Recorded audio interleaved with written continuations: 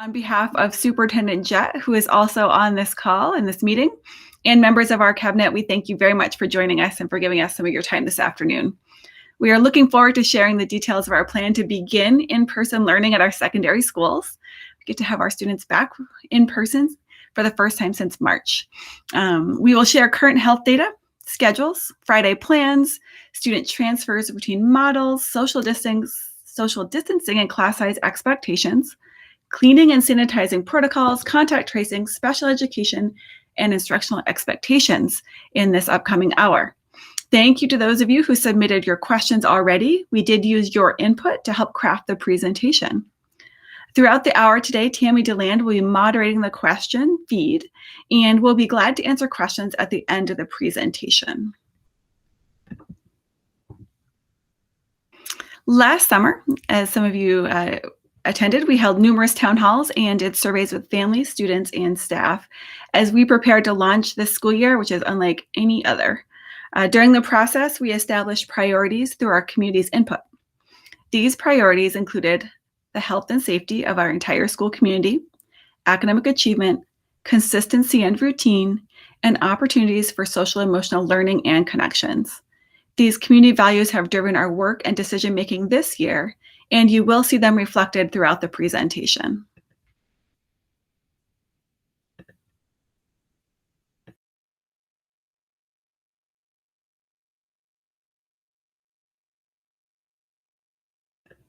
I'm going to turn the slide over to Tracy.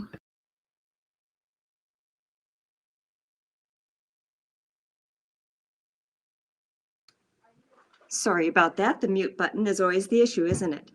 Okay, so we've received many questions regarding the decision to return to in-person learning in the context of our current health conditions. I want to assure you that the cabinet and district leaders are continuing to ground our decisions always in the data that we're getting from state and local health officials, and are constantly monitoring and adjusting our decision-making as needed to support the health and safety of our school community. This particular slide shows our school district data that is updated daily as we monitor the number of staff that are positive or quarantined on any given day. You can see from this slide that there's been a dramatic tapering in the COVID impact on our schools since the end of November, and that tapering is also being reflected in the county numbers in terms of the numbers of cases. So you can see here on the slide that the number of cases is going down in Stearns County from the peak where it was at 494 cases a day on average to now being 18. And then you can see in terms of the number of our employees that are being impacted, at the peak, we were at 173 staff members a day that were in quarantine, and we've come down to under 30 cases a day. I think it was even lower than 27 here today. And so, as I said, we're continuing to see that we're able to maintain our full operations and that the impact on staff from the current health conditions is dramatically different than it was in November, and we feel able to support this new in-person learning model under those conditions. We will continue to monitor these conditions. We still will have to deal with the issues of quarantining staff and students and what impact that may have on a particular school as we go through the spring period. But again, know that those are numbers that we're monitoring day by day.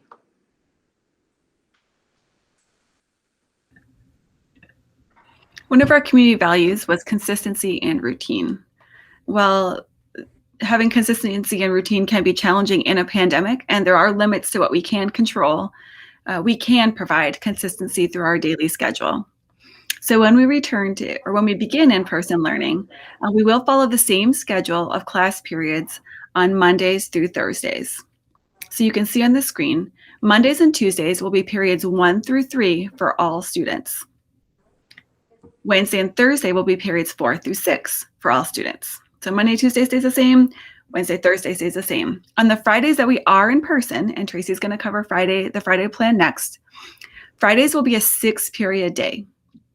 When we do have early release days on Friday, we'll still have 6 periods a day. We'll just shrink them down so that all teachers get to see their classes and get a prep period. When we return to school following March break, we will modify the schedule as we've been doing all year so we don't skip classes. So March 10 will be periods 1 through 3, March 11 will be periods 4 through 6, and March 12 will be periods 1 through 6. We are unable to reschedule our concurrent learners into separate course sections. This was a question that we've been asked a couple times in the question feed, and that was brought to some of our building administrators. Right now, our concurrent enrollment ranges from 10 to 20% of learners, depending on the school. And students are always able to transition to that learning model per the governor's order. So even if we were able to rearrange our master schedules, which is a huge undertaking, as you all well know, to group and cluster our students into the courses, at any point, our students could be transitioning out of that model to concurrent. And now we've just created another section where there are concurrent learners, which was exactly why we would have put in the many hours to reschedule.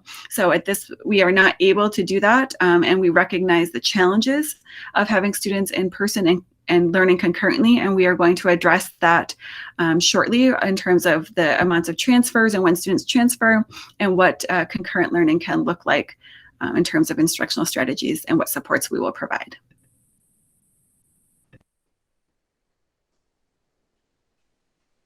So one of the key concerns that we've heard from our teaching staff, understandably, as Dr. Putnam just pointed out, with the number of students that will be participating concurrently and the teachers that are having blended schedules between the Distance Learning Academy and our brick and mortar schools, was how to provide adequate preparation and planning time for teachers as we make this transition.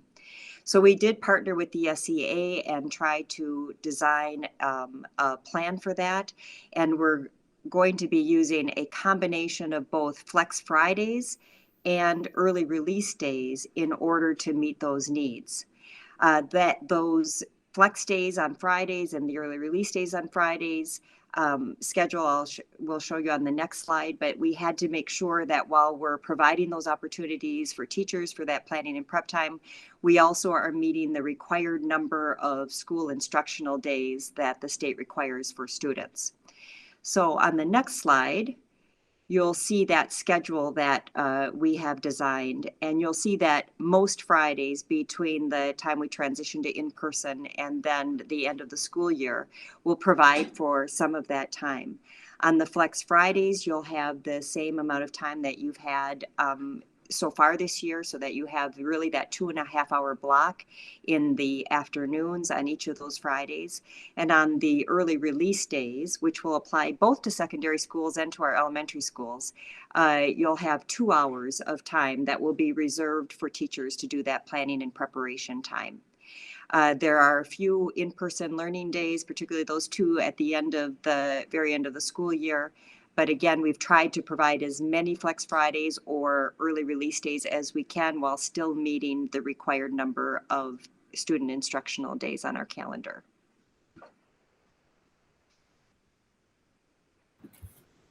As Dr. Putnam mentioned, we want to make sure that we are maintaining consistency when we're talking and looking at transfers between learning models and consistency across our sites. And so with that, because the governor's orders requires that any student who requests to learn at home, that request must be honored. All of those requests for concurrent learning are being approved. For the requests for in-person learning, any requests that come into us by February 24th will be approved for the start of trimester 3. Any of those requests that we receive after February 24th will go through the MTSS process at their site, and with the consideration for those returning at the middle of the third trimester. So again, any of the requests for in-person learning prior to February 24th will be approved for trimester 3, and anything that we receive following February 24th will have to be taken through the MTSS team, and the considerations will be made with an intended start date likely at the mid-trimester of the third trimester.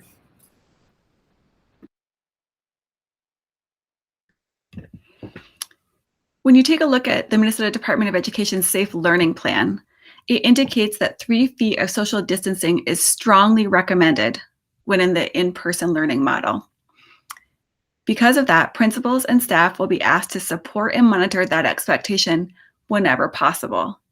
We know that some of our classrooms are, it'll be hard to get that 3 feet of social distancing in. So you may you may be able to expect that your class would be moved to a different, larger classroom if your building administrative team thinks that that's the best possible choice and the safest choice for all of you. We will, of course, do our very best to provide the maximum social distancing within the space that's available, and we'll continue to ask that you monitor that. And then as a building, we'll be putting protocols into place to maintain social distancing. Our administrators and counselors have been working daily to balance classes, and they've been working through the day today, so you can probably go in and check to see that even changing now. You can expect that most class sizes will remain between 32 and 34, and that includes our brick and mortar students and our concurrent enrollment. So between both learning models of student, you can expect that class size will remain within that range. If your class is anticipated to be larger than that, then our principals will partner with you to find a solution to the larger class sizes to address those safety needs and any instructional concerns you may have, such as perhaps relocating your classroom.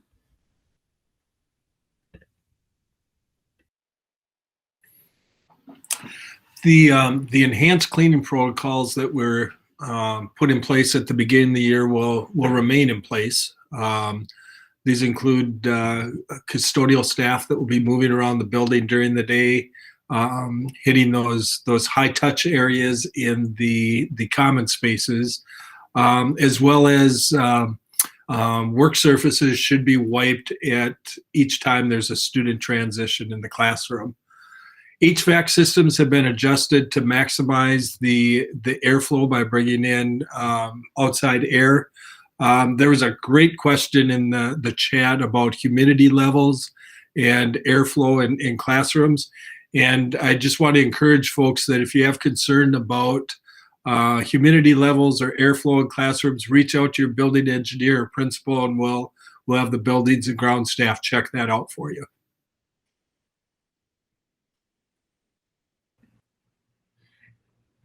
Okay, the health and safety with contact tracing. And so your nurses are going to continue to be your building COVID coordinators. And we're going to ask every teacher to have seating charts in every classroom. And we've also asked transportation to have seating charts on all of the buses. It makes contact tracing a whole lot easier when those things are in place. Instead of perhaps taking out an entire classroom or an entire bus, we might just have to do a few students that were potted together or that were seated together, or maybe no students. So please continue your potting and assigned seating charts as well in the cafeteria.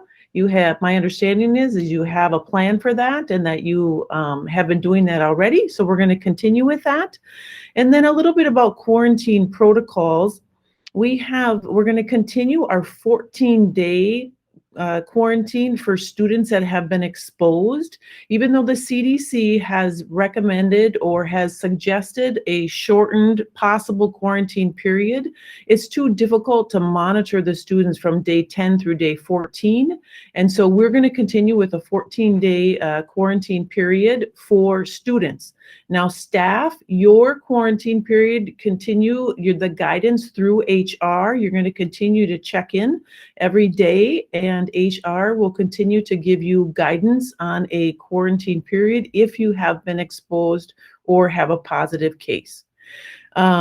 Students with symptoms, there was a question that came in that if I have someone that's ill in my classroom, what should I do about that? And the same thing as you've done before. If someone has symptoms of any illness, you can always send them to your school health office and they can check out to see what that is all about. Your care room will still be in existence, and so there's a site set up for kids that have symptoms and are waiting to be picked up. There is a space set aside for that, and that will continue to be the same. There will be no temperature checks for students and staff upon entering school. So activities, they do temperature checks and they do some symptom checks when the kids come in and check in for their practices and for games. But for, as we had done in the fall, we had check-ins at the main doors, and we will not be doing that anymore. The CDC does not recommend that. And then masks must be worn at all times by all students and staff. We do have face shields available, and it is recommended that you wear a face mask and a shield, but we are not mandating that you have to wear the face shield over the mask, but we do have them available for you if you feel that you want that protection. And then students, again, we are asking students to complete the Skyward check-in each day prior to coming to school. And there was a question again in the Google form asking about how are we going to monitor that?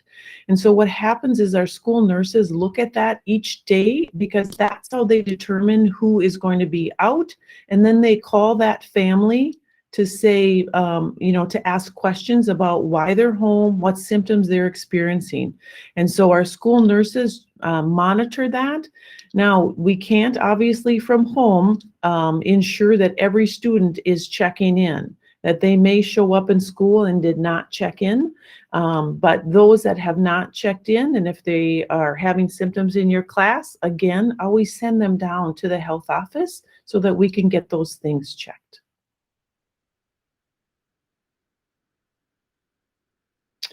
All right, a very important part of our school, or one very important part of our schools, is the special education components.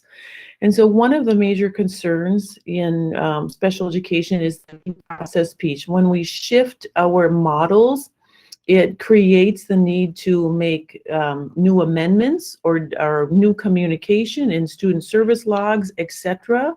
And so for those of you that are involved in special education, we are creating guidance right now, and we'll communicate that out to all case managers so we can get that in a smooth fashion to families. As we did in the fall, we like to have that common communication out to all families. And so we're in the process of creating that, and we will have support for you in that area. We will continue to have staffing days as we have all year. We have been getting a special education sub and a general ed sub. And so we will do that. Our supervisors will work in conjunction with our building principals to determine when those staffing days will take place. And then as far as student support, so we're looking at many different ways to deal with our current shortage of non-licensed staff. We fully recognize that we have a shortage. We have somewhere approximately about 45 non-licensed staff positions open, and we are aware. We are interviewing every week. We held a job fair last week too. And so some of the things that we are looking for right now to do is we're looking at hiring permanent paraeducator subs through our Teachers on Call. We have some promising leads there that we're excited about. And then perhaps hiring BRSs to support disability program areas. And again, these are things to be talked about with your program director or your supervisor or building principal as well. And then, the decrease of paraeducators within pull-out classes, looking at where kids can be the most independent and creating our schedules that way. We know that kids, when they're with a special education teacher, that they can be more independent when they're with that licensed staff member. And so then maybe that's a great opportunity for our paraprofessionals to be out in our mainstream classes, supporting kids out in those classes. And then again, to go along with that is our focused support to inclusive classrooms. And so when kids with special needs are in our general ed classes, that we want to make sure that we're supporting those classrooms so that all kids get what they need, not just our special education students, but all kids are getting what they need and deserve.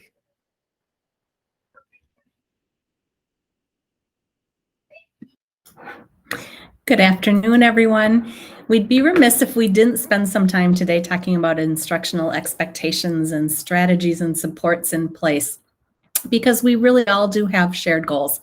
You know, our number one, as Dr. Putnam talked about this year in the pandemic, is the safety of our staff and students.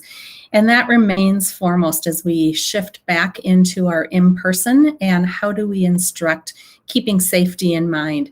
It's also that relationship piece that's so key. We know that we can't have as strong of educational academic growth without those relationships. But another important piece, and one of the most important pieces in my mind, is making sure that all of our students learn your content information. They learn the information that you need them to learn to meet the standards and to be successful. And when we talk about all students, that's whether our students are in a DLA, whether they're concurrent, or whether they're in person. And we know the challenges that each of those can hold during our pandemic time. What we do expect, though, is that throughout your blocks, that there is instruction happening throughout those entire blocks, that whole block period. That doesn't mean that you're doing direct instruction for the whole block, because we know that instruction and that learning can look differently at different times. So it may be times where you have your whole class together. It may be times that you have small groups. You may have concurrent students that you are scheduling to come back or to come in at certain times during your block. Some of that instruction, some of that learning may be asynchronous for your students, whether they're in person or at home learning, or they may be synchronous where you have the instruction happening right then. We know, again, that that's hard, especially with the concurrent. But we also know that it is doable and that we have witnessed you doing that on a continual basis. We do have professional development planned for you at your buildings on February 19th, and that professional development is really around how can that look. So it was prepared based on feedback that we heard from BCR members, from some of you personally, from our tech integrationists, and from our learning and teaching members. We have worked with principals on this just to make sure that we really are putting those strategies in place, those options to help you be able to instruct and meet the needs of your students. Of course, you're the ones that add that craft and the art into what you teach. But we want you to know that we're here to support that and to offer some strategies. So that February 19th staff development portion of your day will be a really important, valuable one for you. We also will be setting up some optional virtual open house or open office times during your planning days. So each of the coordinators and directors, the content people, will have time that's set aside on those days. There will be a morning and an afternoon block both days, that if you have questions that pop up as you're planning, you can hop onto that open office time, ask the questions, hear other questions that are being asked, and the answers for them. As always, we really want to make sure that you know that you can reach out to the content-specific support at any time from either learning and teaching or from our tech integrationists. Send an email, give a phone call. They will always be willing and able to help you work through your planning and instruction. And then a couple of questions that came up in the questions that you submitted were around resources, and the questions about, can we make copies? Can we do paper pencil types of things? Again, part of that goes back to safety. We know that we have a less risk for transmission of any germs when there's less papers going back and forth. So again, we're going to encourage you to use the resources that are online, to use the options that are in Schoology for you to have student feedback for them to work. Will we rule out any copies at all? No, but we're asking that you really limit those to prevent that transmission from happening. And then questions about things like shared resources. So science materials, novels, books, things like that. To the extent possible, we are asking that you not share materials from one class to the next unless those materials can be cleaned in between. So it goes back to what you heard earlier about wiping down tables, things like that. If it's a supply that can be cleaned between classes, between groups of students using it, then it's an okay item to share. Novels, of course, are hard to clean in between, so I wouldn't recommend that.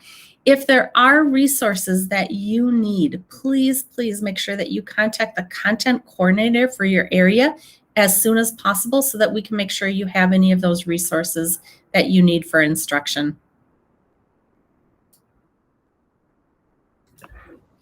We are glad to take questions now.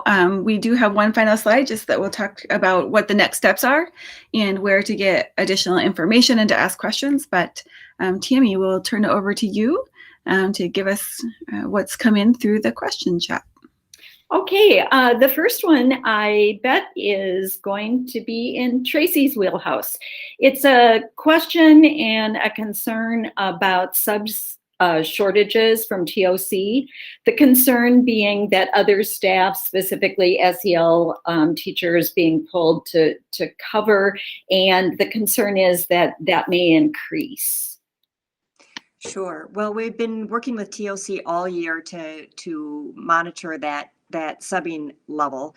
We have lots of their subs that have chosen not to be subbing this year because of their own health concerns. And so the supply of those teachers has been lower than usual.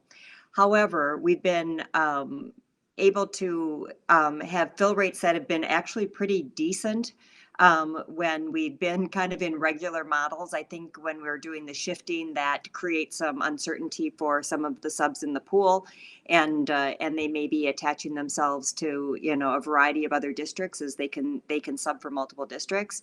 But we're continuing to watch that. They're continuing to add people to the sub pool. I think as vaccines have become available, we have been able to offer those to our permanent subs for sure through TOC, and that's going to help us get some more stable presence of subs.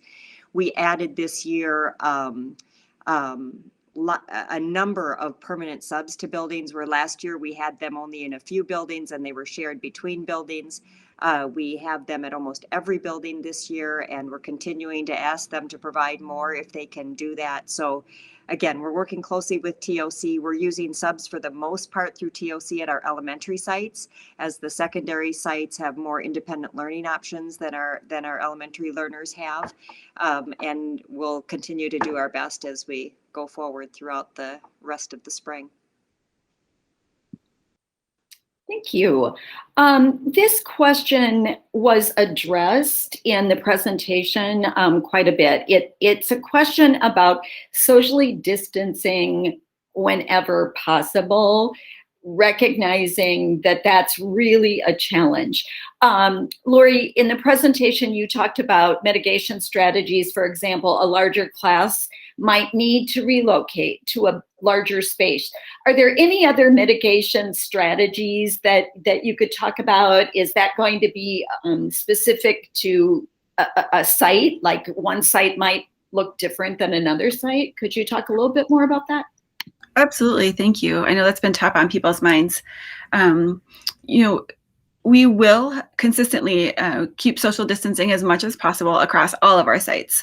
All of our sites are committed to having our students go straight to teachers' rooms in the morning instead of congregating for breakfast or congregating and hanging out with friends. We're going to continue to do early or staggered dismissal. So whenever possible, as schools, we are going to keep that social distancing in the lunchroom. Our leadership teams and our buildings are going to have opportunities to meet weekly, and this is a part of the next steps. But we'll meet weekly to talk specifically about which strategies are going to be important, or which strategies what they'll look like at each school. They'll also be talking with our teams of teachers about how we might pod in classrooms, so that if a student were to be symptomatic, that we wouldn't be taking out the entire classroom or quarantining the entire classroom. It would be, we would know it would just be the 3 or 4 students sitting around that student, because our teachers are of course keeping class seating charts as we have done all year long. So that's not new. So it's going to be a combined effort of having some district-wide strategies like I've discussed, and then having our school teams partnering to really design the strategies that work best for them in their spaces and in their environment. Thank you. This one is specific to McKinley and the bell schedule. McKinley is on 6 period days, and wondering what the schedule you showed means for them. It won't have an impact on your Monday through Friday. The impact would be if on an early release day, then the McKinley team would adjust just like the rest of our K-12 system. Great. And this question is about music and PE classes that alternate week 1 and week 2 currently. What will that look like?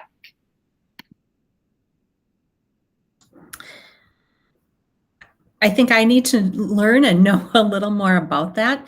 I don't see that there should be an impact on that, but I think, some of the scheduling pieces, and maybe it's regarding the Friday, would be things to talk to principals about or to reach out to me individually. Okay. One question, will students be using lockers? Again, that's going to be a site decision. I believe in talking with our middles that it is I think they're leaning towards not, but our principals will be partnering again with leadership teams, and we'll share that information. We want to be to provide the structure, but also the flexibility to do what's best for each school site. And of course, our high schools, very few students are using their lockers, as I watched entry and dismissal at Tech and saw kids in shorts and no jackets. And so even despite the frigid weather, I don't see that as being much of a problem at high schools. One more just popped in here. And it's a question again about the current block schedule. You said that's to keep consistency with learning models. The question is that with students in mind? Absolutely. We know that there could be possibilities that we need to transition out of in-person learning if our health data or our operational challenges ever got to the point where we weren't meeting those core values of health and safety. And so it is important for our kids and for our adults, but our kids especially, that we are able to transition back and forth in a way that is manageable and consistent. We know that some of our teams, of course, wanted to see us transition to a 6-period day, Monday through Friday.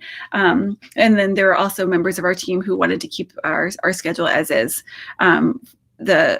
The support that learning and teaching will provide, and that the expertise that you as teachers have already developed teaching in that block schedule, I have absolutely faith, as does this team, that block schedule meets the needs of our students, and that you, as you've done all year, as teachers will continue to do so as well. Great. And the last question I have here is, can this PowerPoint be sent out by end of day for review with the information? Yes, we are going to have the recording of this conversation and the PowerPoint uploaded onto StaffNet. And then Tracy will be sending out a message to licensed staff that includes some of the Friday details as well. And Tammy, one more squeaked in here. Wondering about the health data. And I know that you've got a question about traveling teachers too. That one just popped. But this one is talking about the health data peaks and valleys, and what is there a measure returning to hybrid distance learning? And I think you addressed that a little bit. We're looking at that all of the time, that data all of the time. So the question is, at what point do you make that call, maybe? Sure. So we have a marvelous COVID response team that meets weekly. In addition to my HR team that's monitoring that impact on the employee groups, and the nursing team that's monitoring the impact on our student groups. We have the other critical members of our team that come together to evaluate the health conditions and what's happening as it impacts our schools. So that team meets weekly. The cabinet is reviewing that information weekly. The superintendent and assistant superintendent and other cabinet members are in meetings weekly with Stearns County and MDH to continue to be on top of that information, along with meetings with Centricare. So I think we're really well wired into the information that we can get from all of our public health sources around that, and are trying to stay really adaptive around that information. I've been pleasantly surprised as we've watched that peak. I think everyone was predicting these post-Christmas and post-New Year's and post Super Bowl kind of spikes, and we just have not seen that in our health data in the community or in our schools. So that's great news. And I would be remiss if I didn't mention one of the probably the most important health factors for our school district is that we've vaccinated over 1,200 of our staff in the last 2 weeks, and everyone will be getting their second doses in the next 2 weeks. So we are really uniquely positioned, I think, among school districts in the state to be at that level of vaccination. That's over 65% of our staff across the district that have elected to be vaccinated. We're continuing to manage a waiting list of about 100 staff as new people have added into that list with their desire to be vaccinated, and we're filling those as fast as we're able to get appointments now from the city or from the county and the state. But that will be a game changer for us in terms of protecting the health of our school community, and I think that will continue to temper the impact of COVID-19 on our school district. And Lori Putnam, I am going to return to you to talk about traveling teachers, but another Tracy one just popped up. So since she's on, I'll give this to her. And this is a question about after the March 31 deadline, when there's no longer COVID leave option, if we have to quarantine, will we be required to use PTO? Yeah, so after March 31st, the federal act does expire, and the ability to be able to extend that has expired. Of course, we never know, right? Because there's new bills pending right now in front of Congress. And so we'll continue to extend any opportunities that the federal government requires or provides for us to our staff. We'll continue to provide paid pandemic leave for any staff member that is quarantined because they're exposed at work. And so if you are notified by HR that you are a close contact of a COVID positive case at school or at work, we'll continue to extend paid leave in those cases. But for those exposures or people that are symptomatic outside of work, you will have to start relying on your own paid leave balances, whether that's your vacation or sick leave or other balances that you have available. But again, I just want to make sure that you hear the commitment of the school district to make sure that, as we have been doing since last March, to make sure that we moderate any impact on our staff in terms of pay or benefits. And I expect that we'll continue to see supports coming from the federal government as we move forward. Lori, can you talk about traveling teachers? Yes, absolutely.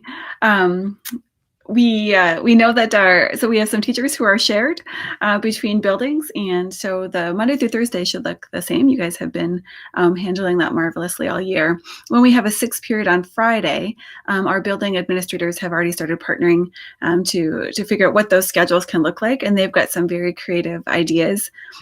Some of which might include alternating which building you stay at Friday and teaching from a different location. And then some of our building admin have been able to tweak here and there, and so it will tweak schedules here and there. So it will mean having a conversation with your building administrator, and I know that they've been working on it all week long, and will probably be reaching out to you in the near future if you are a traveling teacher.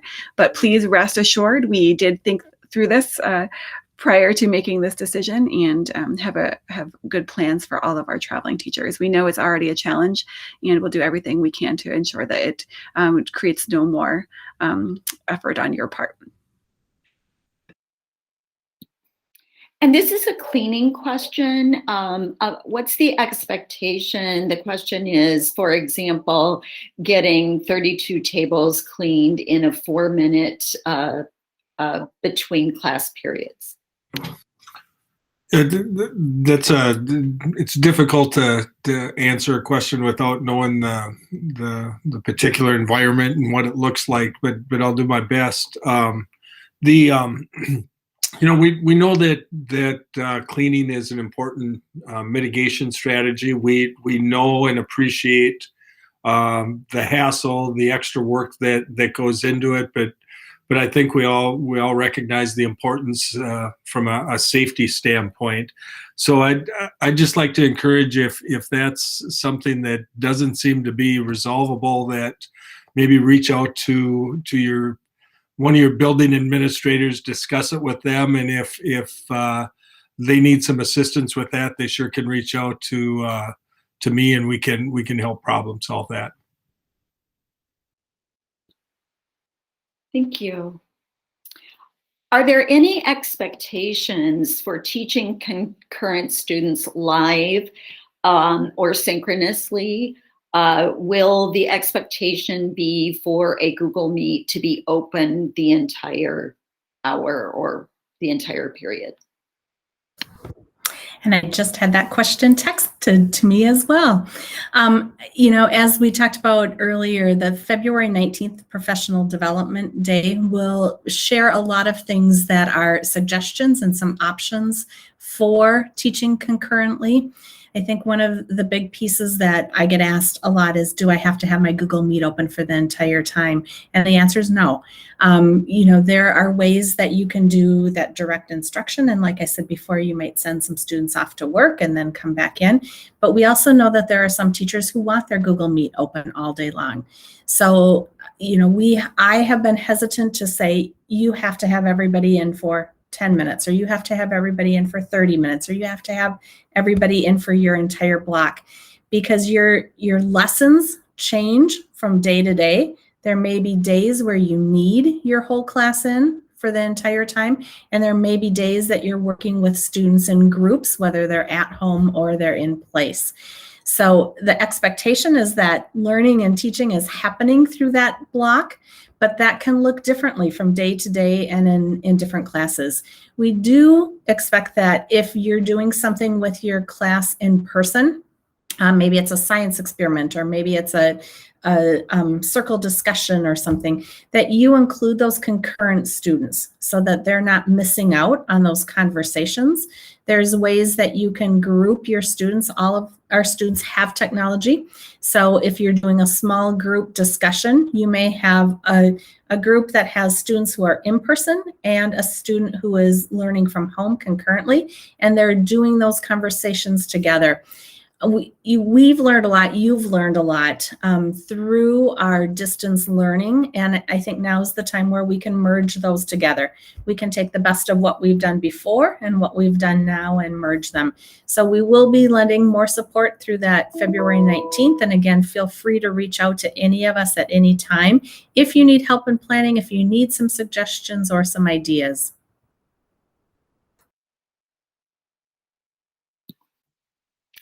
Thank you. That is it for the forum tonight. And I'm sure that if questions happen later on, you'll welcome them coming in. You can email anybody here. Lori, I think you wanted to wrap it up though. Absolutely. Thank you. We've got some next steps to share with you. This was the start of our conversation as a secondary team, and certainly not the end. So we wanted to just talk a little bit about where you can expect to get more information, how we're going to continue to gather feedback, and where you can go if you still have additional questions.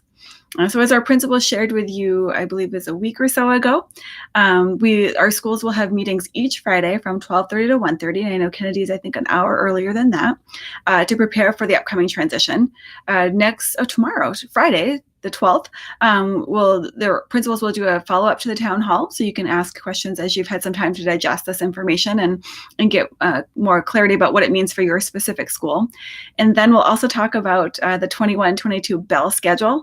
That might feel like a jarring transition as we're in the moment of planning for now and then all thinking forward ahead, but we certainly need and want your input, and we'll be gathering that tomorrow.